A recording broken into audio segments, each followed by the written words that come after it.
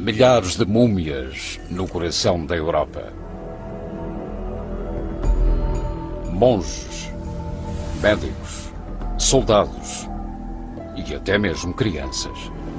Mortos, ainda assim, resistem à inevitável decomposição da morte nas catacumbas de igrejas católicas italianas. Algumas delas são de tal forma impressionantes que se torna quase impossível perceber se estão mortas ou simplesmente a dormir. Quem fez estas múmias e porquê? Agora as igrejas começam a permitir que os cientistas estudem estas incríveis relíquias. Iremos ao interior de uma expedição científica que investiga carne com 400 anos de idade para desvendar os segredos destas obras-primas de mumificação.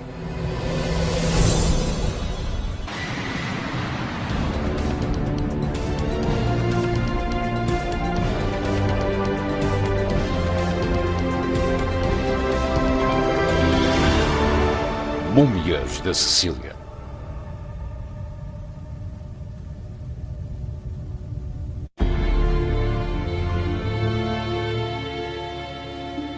No extremo sul de Itália, encontra-se a ilha da Sicília, descrita como um paraíso habitado por demónios, com verões tórridos, vulcões ameaçadores, crime violento. Na Sicília, os demónios nunca estão longe.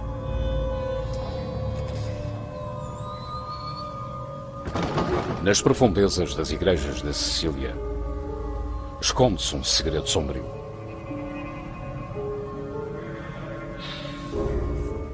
Oculto em subterrâneos, escondido ou esquecido atrás de alçapões durante séculos.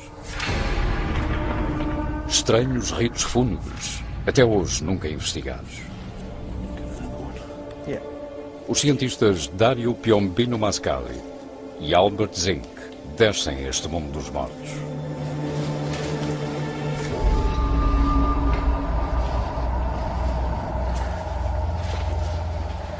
Vieram aqui para explorar um fenómeno distintamente siciliano. Múmias humanas preservadas durante séculos. Quem são estas pessoas presas num limbo entre a vida e a morte? Será isto uma espécie de punição? Parecem gritar a partir do túmulo. Ainda tem a língua lá dentro. Ainda tem um olho. Pela primeira vez, a Igreja deu permissão a estes cientistas para investigar. Mas a tarefa que os espera é enorme. Existem milhares de múmias em criptas e túmulos por toda a Sicília.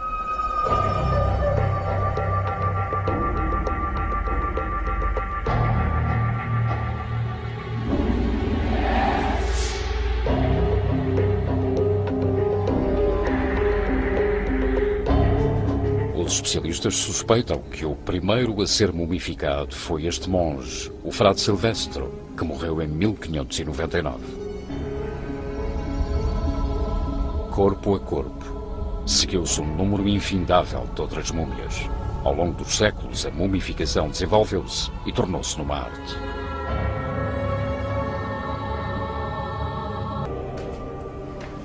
Para descobrir, Dario e a sua equipa de especialistas em múmias terão de debruçar-se sobre 400 anos de mortos sicilianos. E ainda vão a tempo. Uau! Devem ter estado em posição vertical e agora estão a cair. Depois de anos de negligência, muitas das múmias históricas da Sicília correm o risco de podridão e decomposição que durante tanto tempo evitaram. Talvez o seu estudo possa dar a estas múmias a oportunidade de serem estimadas, restauradas e de nos contarem a sua história. Tal como um detetive que constrói um caso, Dario começa a recolher pistas. Chamava-se Giovanni Battista della Cuia. Era padre aqui e morreu em janeiro de 1873, aos 65 anos de idade. Muitas das múmias têm centenas de anos de idade. Apesar de tudo, estão incrivelmente bem preservadas. Um corpo morto há tanto tempo nem sequer deveria existir. Um segundo após a morte, a força que preserva o corpo desvanece. Assim que o coração para, as forças da decomposição entram em cena. O ácido lático acumula-se nos principais músculos, enrijecendo-os. As células entram em decomposição. As enzimas são libertadas e transformam-se em devoradoras de carne. As bactérias instalam-se sem restrição, consumindo os tecidos corporais. No exterior, os insetos chegam para acabar o serviço, reduzindo a carne humana a pó em menos de um ano. Mas não na Sicília. Por algum motivo, a frase "do pó vieste, ao pó voltarás" não se aplicou aqui.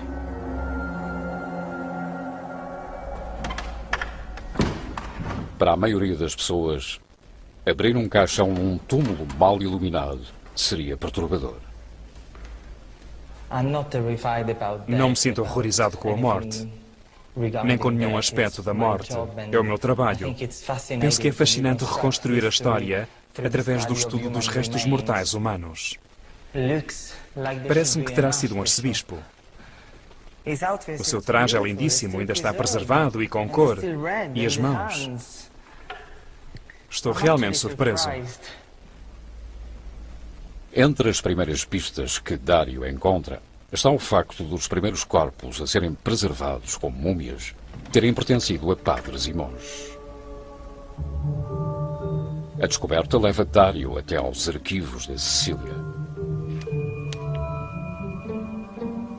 Aí encontra relatos que afirmam que no final do século XVI os monges eram encontrados nos túmulos milagrosamente intactos.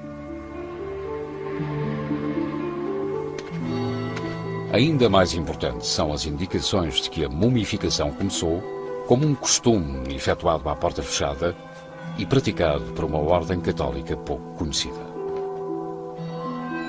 Os capuchinhos. Eram um grupo que se havia separado dos monges franciscanos e que levava uma vida de austeridade extrema, usando túnicas encapuzadas ou cappuccio, a marca de um ermita. Eram os tradicionalistas do seu tempo, e um dos aspectos da sua devoção era a ênfase que davam à veneração dos mortos. Não se sabe ao certo o que levou estes monges sicilianos a transformarem-se em criadores de múmias. Não deixaram qualquer registro escrito, mas talvez esta tendência tenha resultado da caminhada missionária dos capuchinhos. Um intenso fervor para levar a mensagem aos mais humildes, incluindo grupos tribais no Novo Mundo.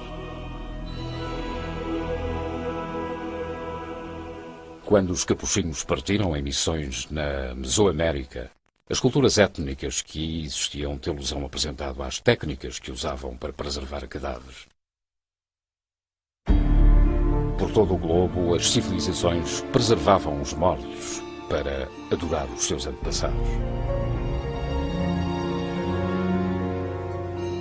Os Chinchorro, na América do Sul, praticavam a mumificação há mais de 7.000 anos.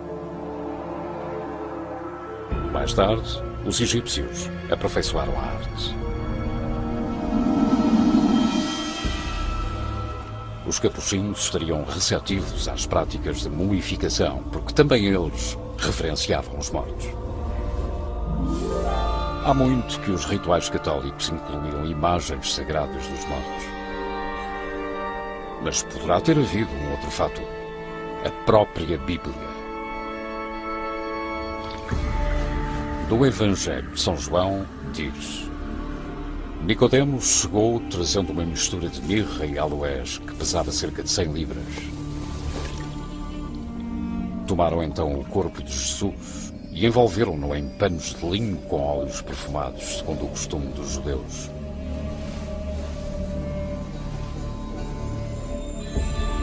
Talvez a unção final de Jesus tenha servido de inspiração para os capuchinhos preservarem os seus próprios irmãos após a morte.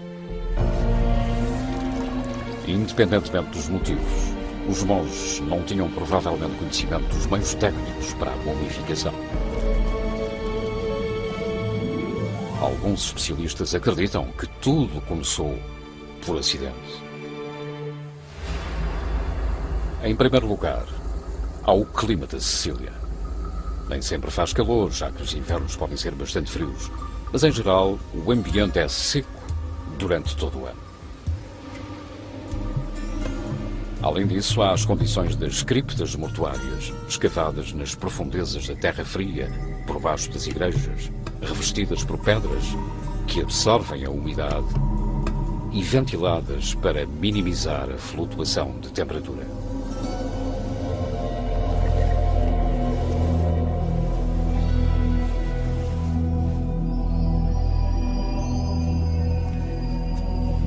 Um monge falecido sepultado num destes locais estaria naturalmente sujeito às condições ideais. O seu corpo transformava-se numa múmia ao fim de um período que podia ir de 3 a 12 meses. Numa igreja da cidade medieval de Savoca, os cientistas descem uma cripta subterrânea em busca de pistas para tentarem perceber o processo que os capuchinhos aprenderam para travar a decomposição natural de um corpo. Além de túmulos cheios de múmias, encontram também elaboradas salas de preparação com prateleiras e nichos nas paredes, construídos especificamente para secar cadáveres. Eram colocados aqui assim e deixados talvez, não sei, durante alguns meses. E os líquidos escorriam para o buraco que fica por baixo de mim. Se o corpo retivesse os fluidos, entrava completamente em decomposição. Sim, decompunha-se. Devagar. Como Dario e Albert têm vindo a descobrir nos túmulos de Savoca, os monges não se limitavam a ser preservados, já que os capuchinhos queriam manter estes corpos em exibição. Foi o primeiro a ser aqui colocado. Os restantes vieram mais tarde, mas colocar aqui uma pessoa era algo de especial. É a múmia identificável mais antiga.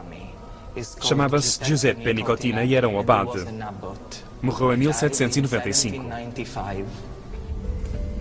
O seu rosto está imobilizado naquele que parece ser um grito. É apenas uma consequência da dessecação. Não morreu em sofrimento. Há pessoas que pensam que esta é a última expressão que tinham quando morreram, mas é apenas o resultado da dessecação. Não tem nada a ver com o que aconteceu nos últimos segundos da sua vida.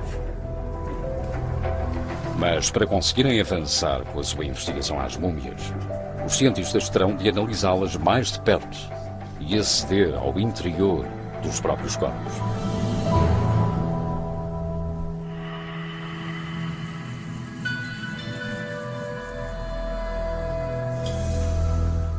Na pequena aldeia altaneira de Piraino, na Sicília, no interior da igreja matriz e por baixo do altar onde a missa é rezada todos os domingos, existe uma cripta que contém 26 múmias. Encontram-se aqui há centenas de anos.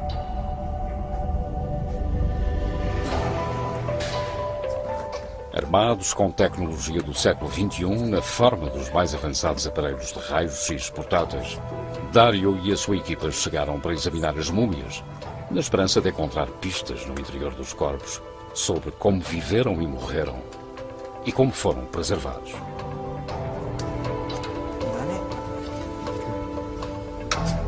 Com este equipamento, as múmias que aqui estiveram a descansar durante séculos podem finalmente revelar as suas histórias. Mas antes de poder fazer as suas imagens de raios-x, a equipa depara-se com um problema. Tecnologia do século XXI atravancada por arquitetura do século XVI. A passagem que conduz à cripta é extremamente íngreme e estreita. O problema é que a máquina de raios-x é demasiado grande e pesada para entrar na cripta. E ao mesmo tempo tenho receio de levar as múmias lá para cima porque são muito frágeis. Decidem tentar manobrar o aparelho, que pesa mais de 100 kg, e também ele extremamente frágil, pelas escadas sinuosas da cripta.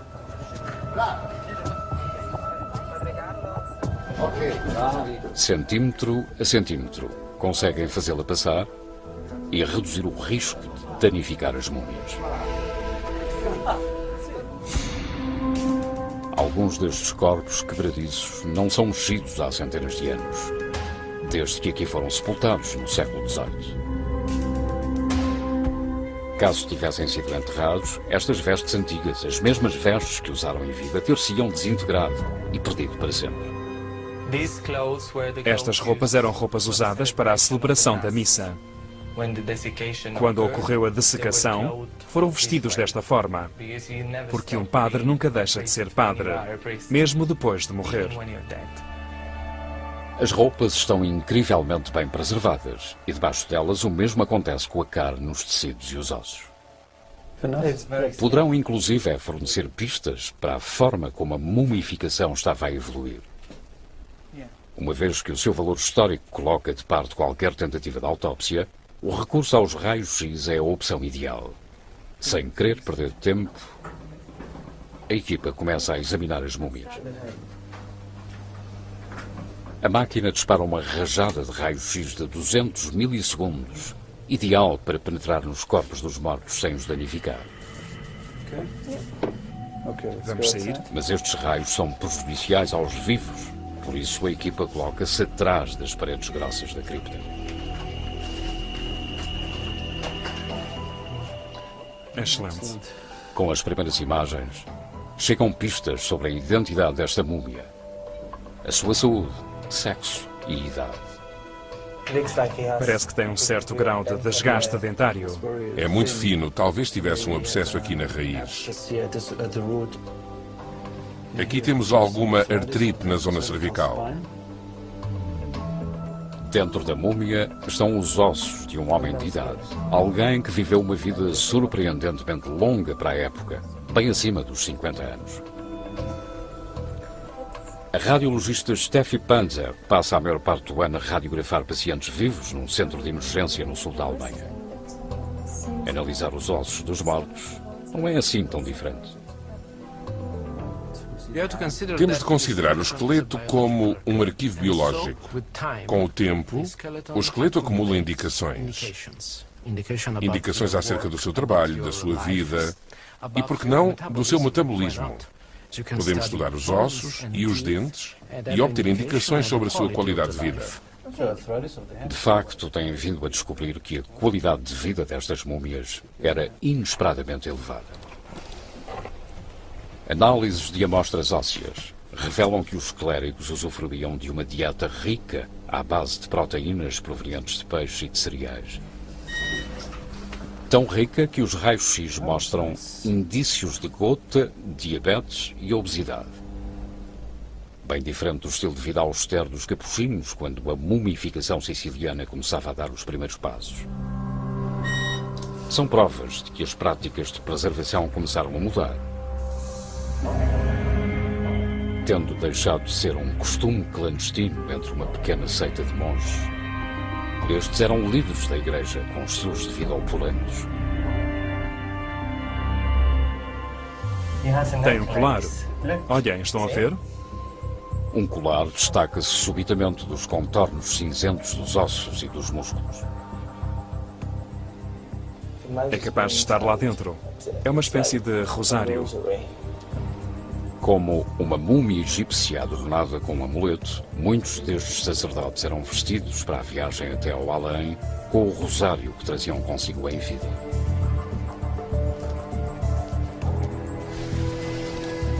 As múmias sugerem que, por volta do século XIX, a mumificação na Sicília começou a expandir-se.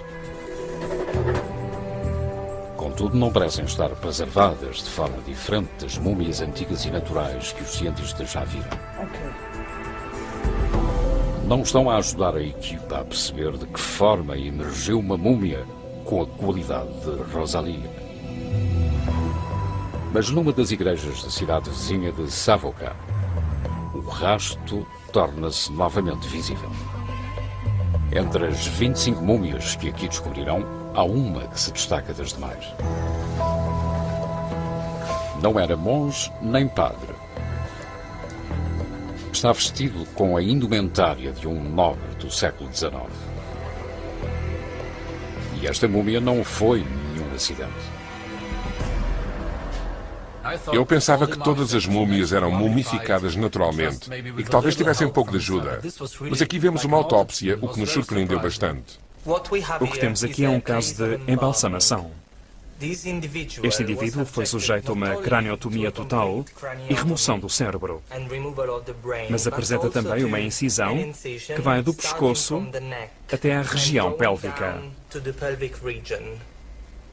Podemos ver ainda que a cavidade foi completamente enchida com material vegetal.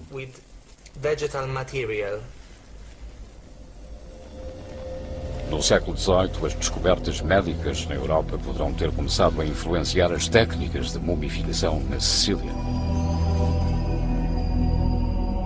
Os próprios egípcios sabiam que os órgãos internos deixados dentro do corpo apodreciam e estragavam a preservação de uma múmia.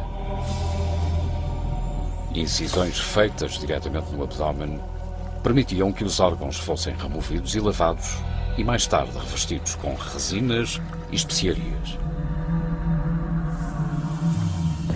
Agora estão a ver múmias onde a mão do mumificador é muito mais pronunciada e a qualidade do trabalho muito mais impressiva. Pistas para os motivos mais profundos por detrás da mumificação começam a surgir noutras partes de Itália, em múmias que se acreditava serem milagres e cujo mumificador tinha sido a mão de Deus.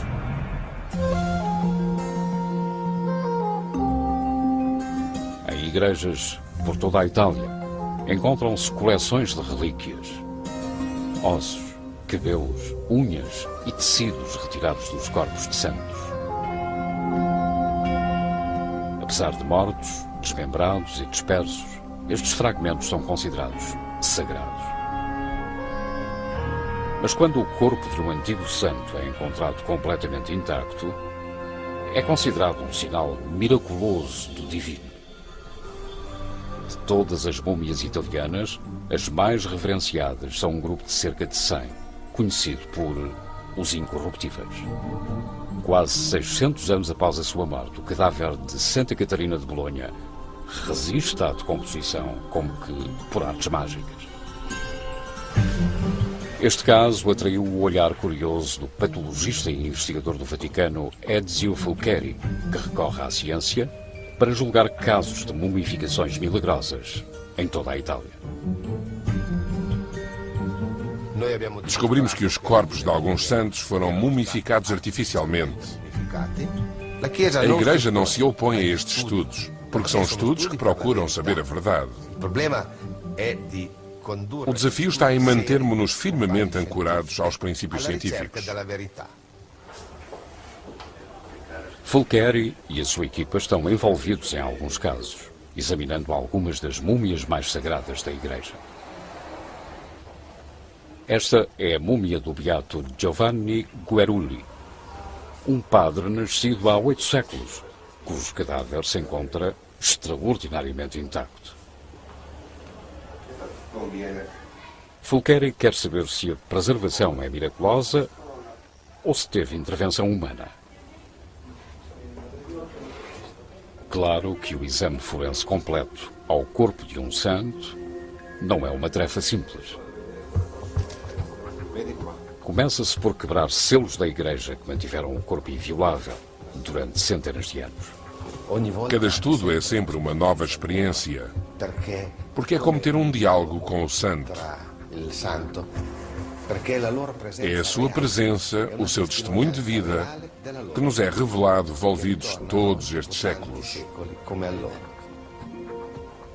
Ao fim de várias investigações em busca de factos, Fulcari colocou-a no Um dos Incorruptíveis e encontrou provas de intervenção humana na forma de incisões profundas, costuras rudimentares e um corpo desprovido de órgãos internos. Hoje, Fulcari recorre à ajuda de aparelhos de imagiologia de alta tecnologia para perscrutar o interior do corpo da múmia Gueruli.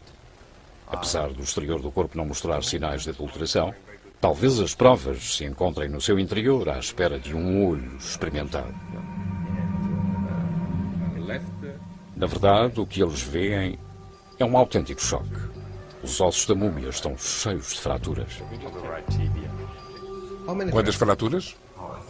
Penso que são muitas. Não contei todas as fraturas nas costelas, mas vêem-se muitas. Deslocamentos e até mesmo fraturas femorais. Nenhuma das fraturas mostra sinais de cicatrização. Por isso, estas lesões só podem ter ocorrido após a morte. Mas também não sugerem preservação artificial. Para tal, Fulcari procura sinais de cortes diretos nos ossos. A investigação avança para a caixa craniana, mas, por momentos, parece que o cérebro não está presente. Terá sido removido pelo nariz, como acontecia com as múmias egípcias? É então que o vêem. Passados 8 séculos, secou e encarquilhou-se no fundo do crânio. Não há sinais de ter sido aberto ou perfurado. Não há sinais de qualquer operação ao crânio. De facto, ao fim de meses de exames detalhados, não se vêem sinais de intervenção humana. Não encontrei incisões, cortes ou substâncias que pudessem ter sido usadas para mumificar o corpo. Posso, portanto, afirmar sem qualquer dúvida que se trata de uma múmia natural. Um milagre? Talvez. Porém, sabemos a partir das múmias descobertas na Sicília que a mumificação natural é possível. O ambiente propício no interior de uma cripta pode criar as condições para produzir uma múmia. É muito difícil explicar este fenómeno. Como é possível existir algo tão natural e ao mesmo tempo tão extraordinário? Independentemente de o conseguirmos explicar ou não, o fascínio que sentimos é inescapável, em especial quando algo tão efêmero como a carne humana se torna imune ao tempo.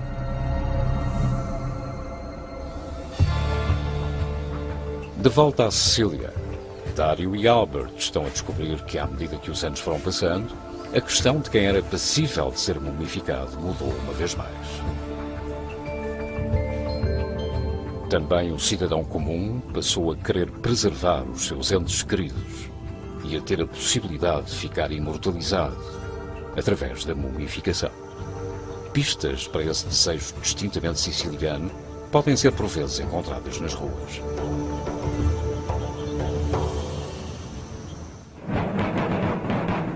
Normalmente, o domínio sombrio dos mortos mumificados da Sicília mantém-se escondido debaixo da terra, à exceção de uma noite por ano.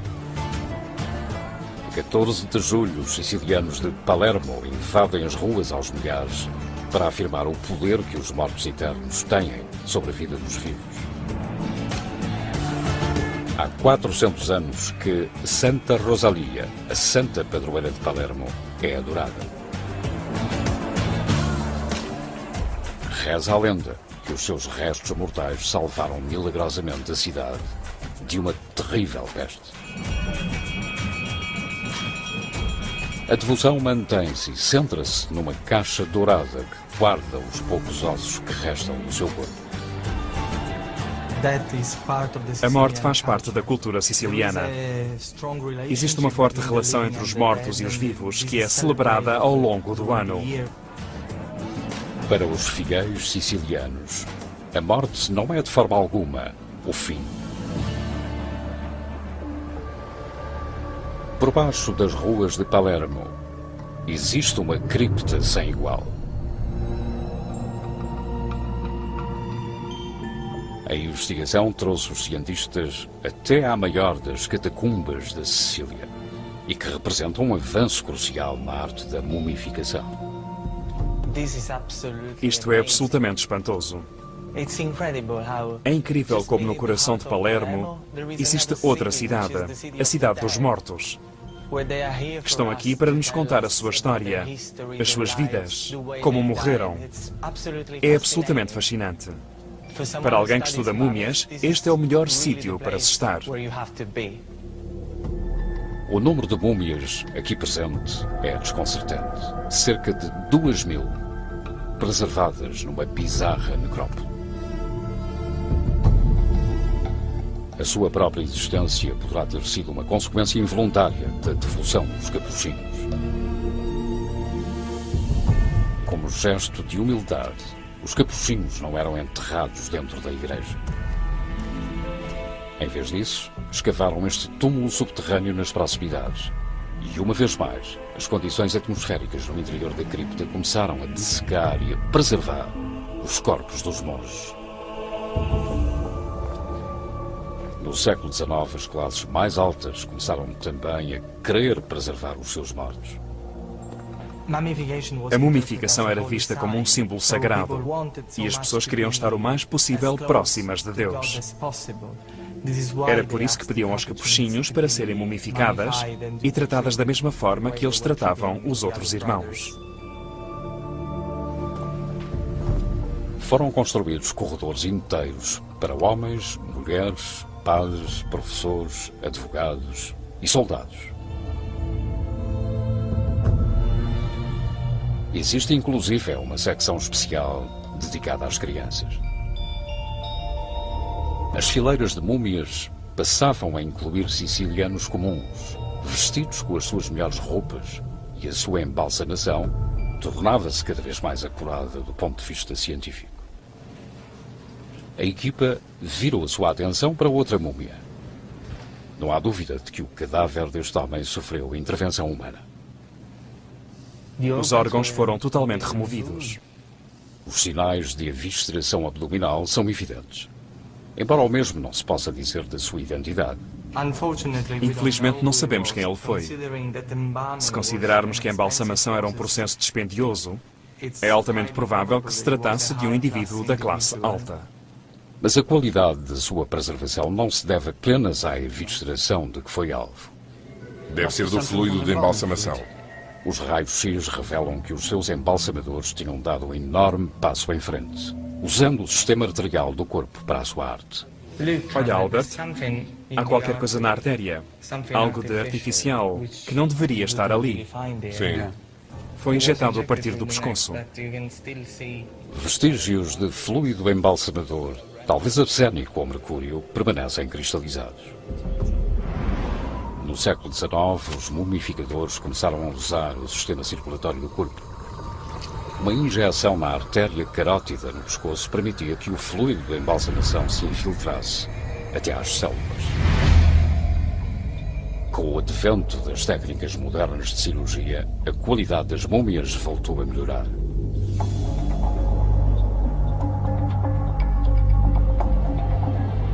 A pele é mais macia e o corpo menos esquelético. Até mesmo os pelos faciais e do scalp são conservados.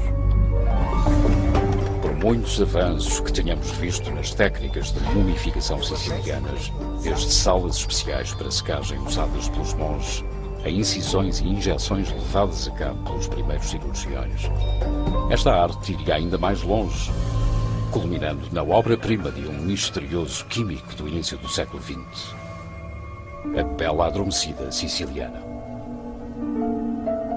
Rosalia Lombardo, falecida aos 2 anos. Ela é um caso à parte e jaz imaculadamente preservada no seu caixão envidraçado há mais de 80 anos. Rosalia Lombardo representa um mistério especial naquele que poderíamos chamar de Jardim da Morte. É uma criança, e a infância é um período invulgar para se morrer. Mas é também uma criança que parece uma boneca ou um anjo. É uma das múmias mais bem preservadas que já vi. Podemos ver apenas certas partes do seu corpo. Mas se o resto estiver tão bem preservado como as partes que vemos, é provavelmente um dos melhores embalsamamentos que tive a oportunidade de ver. Esta múmia é tão perfeita que houve quem se questionasse se o seu corpo não teria sido substituído por uma boneca. 1, 2, 3. O mistério leva os cientistas a procurar respostas que teimam em aparecer há demasiado tempo. Porém, nada os prepara para a sua primeira vista de perto, em especial para os olhos de Rosalia, tão diferentes de todas as outras múmias de olhos abertos existentes nas catacumbas. Penso que as pálpebras estão um pouco abertas. Dá a impressão que existe um olho, um buraco negro, como uma pupila. Dá a impressão que está apenas a dormir. Tem um aspecto maravilhoso, adoro-a. É a minha múmia favorita. Mas existirá realmente uma criança verdadeira por detrás do vidro? Para descobrirem, terão de tentar fazer passar raios-x pelo caixão. Depois de 80 anos numa caixa selada, não podem arriscar expô-la ao ar das catacumbas. Tudo a postos? As imagens obtidas poderão também ajudar a perceber a figura misteriosa que se esconde por detrás do corpo imortal de Rosalia.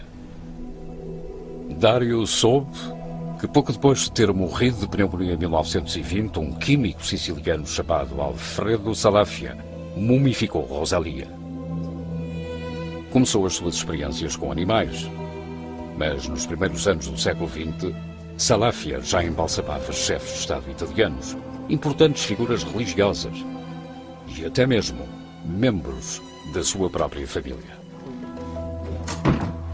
Este nome faz-te lembrar alguma coisa? Salafia. Isso mesmo, Ernesto Salafia, irmão do professor Alfredo Salafia. Ah, o irmão dele. Sim, é ele mesmo.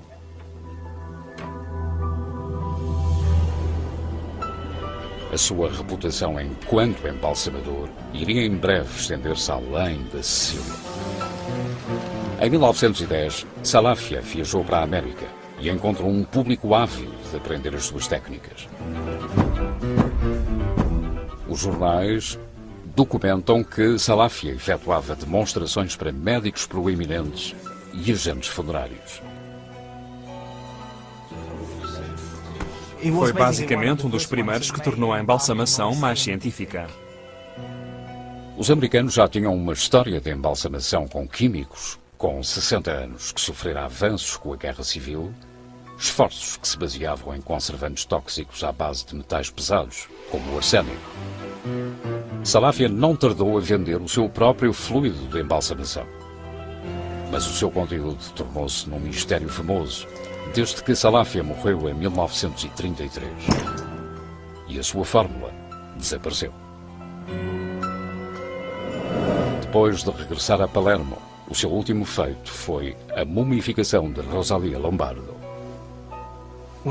Quando Rosalia morreu, a família ficou desesperada e estava disposta a tudo para preservar o corpo dela. E por isso chamaram o professor Salafia, que era o embalsamador mais famoso de Palermo. Estavam dispostos a aceitar preservar a Rosalia da melhor forma possível.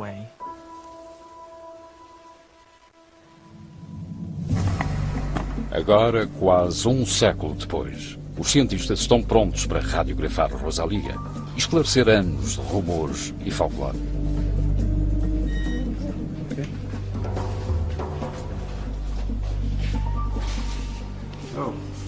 Oh, meu Deus. Não se vê nada.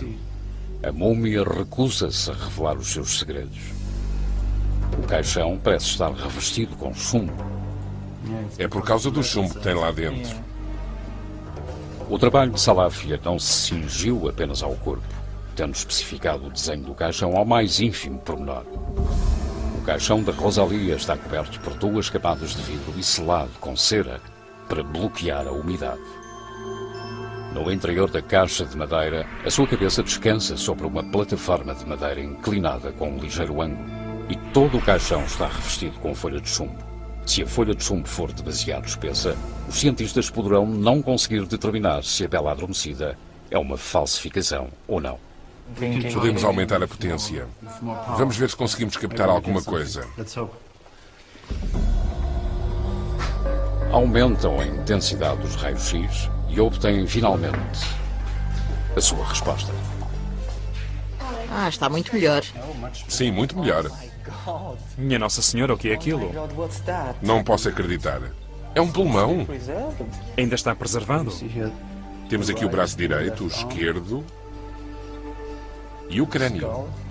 E o cérebro. Meu Deus, está completamente preservada. Todos os seus órgãos, incluindo o cérebro e os tecidos, estão intactos. Rosalia é real. Sabia que Salafia não me ia desiludir.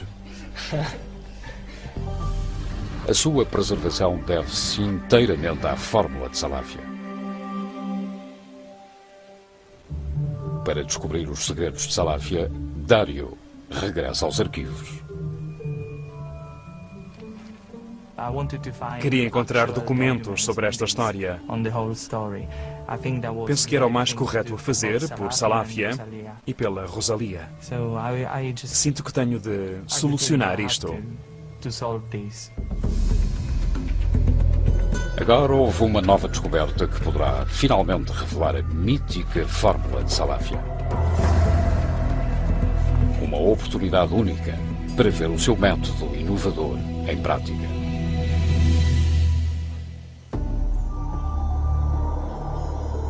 A investigação à história de 400 anos da mumificação siciliana trouxe-nos até esta porta.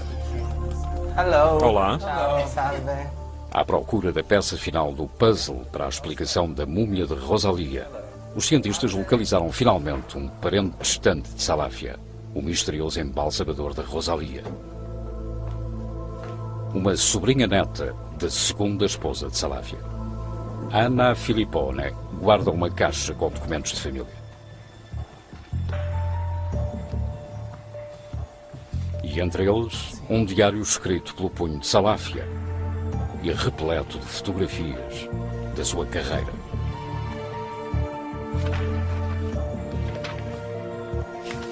É uma oportunidade extraordinária de ouvir o próprio Salafia a falar do outro mundo.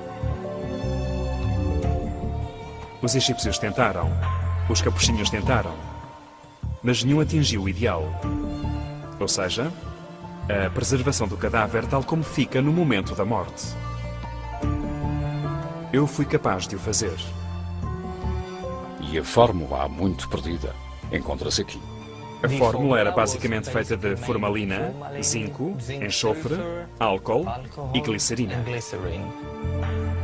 Surpreendentemente, não contém arsênico ou mercúrio, químicos tóxicos tão em voga na embalsamação do século XIX. Mas, para perceber de que modo a fórmula de Salafia produzia a múmia perfeita, Dario irá precisar de fazer uma última viagem. Nos Estados Unidos, num instituto de investigação anatómica perto de Chicago, Dario terá a invulgar oportunidade de colocar o método de Salafia à prova. Salafia chegou aqui há cerca de 100 anos e agora estou aqui eu, com a sua fórmula perdida. E é bastante entusiasmante, porque podemos fazer exatamente as mesmas coisas que ele fazia. Podemos fazer experiências. É ótimo. Dario e a equipa de especialistas em múmias e embalsamadores irão levar a cabo uma experiência inédita para analisar o método de Salafia durante uma verdadeira embalsamação. O primeiro passo é misturar os químicos. Está tudo pronto? Glicerina, formalina, álcool.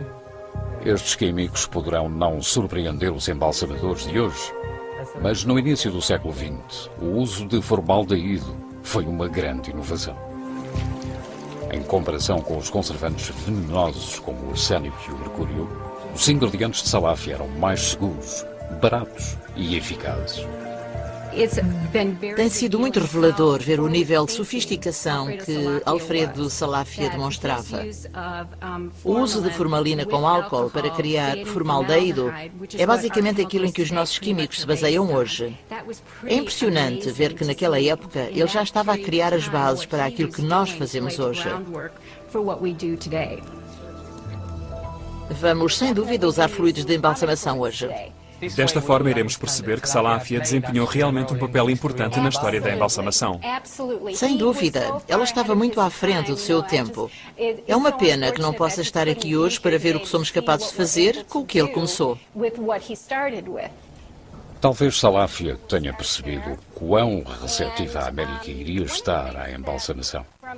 Anualmente, nos Estados Unidos, são misturados e injetados em cadáveres cerca de 3 milhões e 700 mil litros de fluidos de embalsamação. Para serem eficazes, os químicos de embalsamação têm de abrandar ou mesmo deter o processo de decomposição natural do corpo.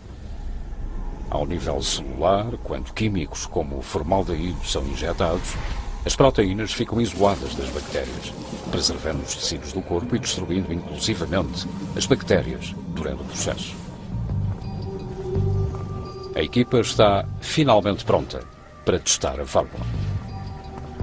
Este cadáver foi guardado numa câmara frigorífica durante quase 2 semanas e devolver-lhe uma aparência semelhante à que tinha em vida será um grande desafio. É usada uma máquina para bombear fluidos sob pressão para o sistema vascular de artérias e veias.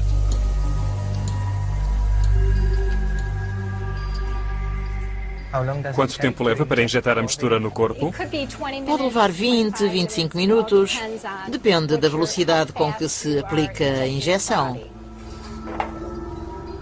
Este é o momento que todos os embalsamadores sicilianos enfrentaram. Desde os capuchinhos até Alfredo Salafia. Todos queriam colocar as forças da morte em suspenso, preservando a aparência natural do corpo. A equipa procura sinais de que a receita está a funcionar. Parece que estamos a ver aqui qualquer coisa. Vê-se mesmo uma mudança de cor nos dedos. Começam-se a ver algumas mudanças na textura da pele. Se repararem, está um pouco mais firme. Está a funcionar. Vê-se claramente a alteração de cor. O mesmo acontece com as unhas. E se reparar no outro lado, já quase não se vê a mancha púrpura que tinha. Vê-se em todo o braço a mudança de coloração.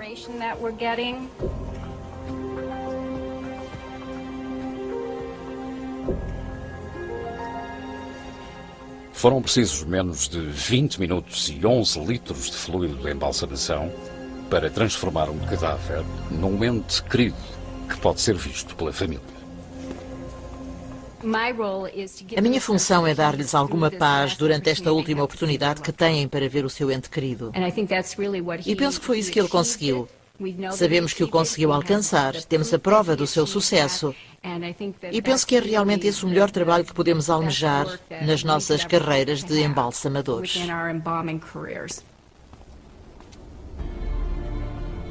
A embalsamação de Rosalia Lombardi marcaria o ponto alto e talvez derradeiro da prática de mumificação na Sicília.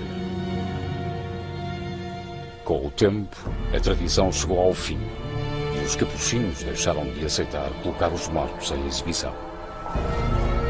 Hoje, um punhado de monges enclausurados acima das criptas continua a preservar as catacumbas e os seus históricos inquilinos.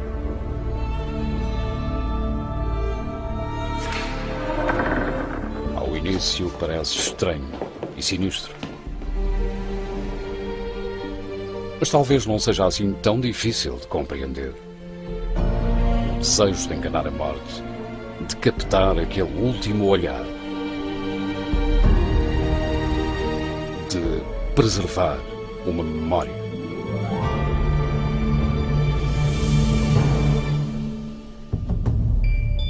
Versão portuguesa via satélite.